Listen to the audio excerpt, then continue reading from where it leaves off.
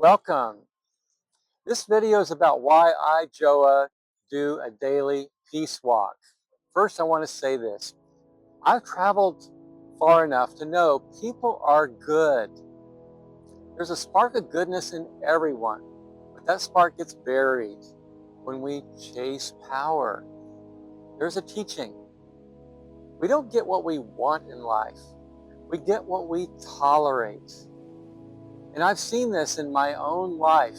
Whenever I've said, I can't live like this anymore, something changes. Recently, I had that moment again, seeing 170 girls and thousands more civilians killed by my country's bombs. That was the tipping point. I felt so much grief for 3 days. And something in me said, enough. I can't just watch. I have to live in a way that contributes to peace. And that's what led me here. I'm a sensitive person. And I'm done apologizing for that.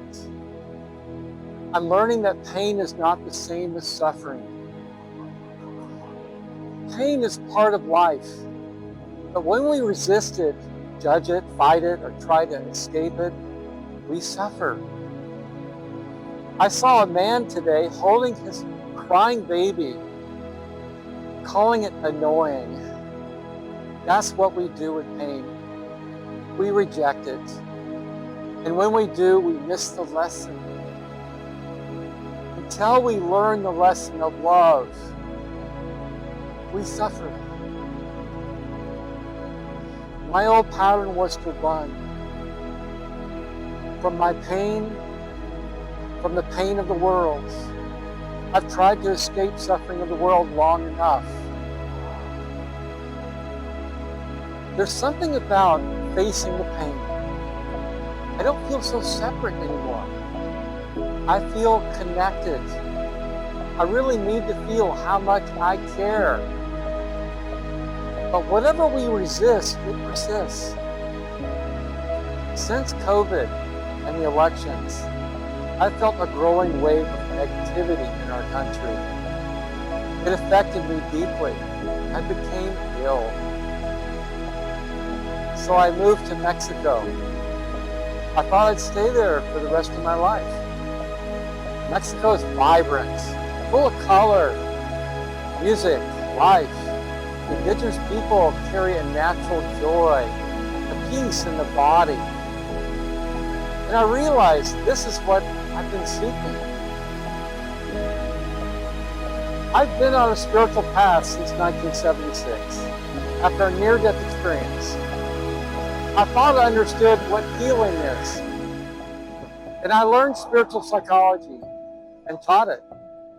But life kept humbling me, teaching me to embody peace, not just talk about it. And I saw that embodiment there in Mexico. But after 2 years, I was unexpectedly called to return to the United States without knowing why. Crossing back felt like going from a full-color world into black and white. People staring at screens, not noticing each other. A subtle tension, a distrust in each other.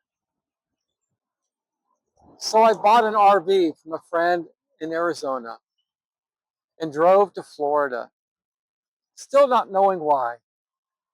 Then I saw something that changed me. Buddhist monks walking for peace from Fort Worth, Texas to Washington, D.C. They weren't protesting. They weren't trying to convince anybody. They were simply walking in peace. Nonviolent thought, word, action. And they touched people. And they touched me. And that's when it hit me. Those monks gave us hope, but they alone won't change our nation. And our leaders certainly won't bring us peace, because there is conflict within us. So I asked, what can I actually do? And the answer came, something very simple. A daily 1-mile peace walk. Some people believe war is necessary. Others, like me, know it isn't, but feel powerless. But this is something we can do. A daily peace walk. It supports your body. It calms your nervous system. It clears emotional stress. For me, it's become sacred. Each morning at dawn, instead of reaching for my phone, I begin with a simple prayer. Today, may I choose peace. Body, mind, my words. May my peace extend to all beings. And then I walk. My breath and my steps synchronize. My mind settles. My heart opens. I enter a flow state, no longer driven by time.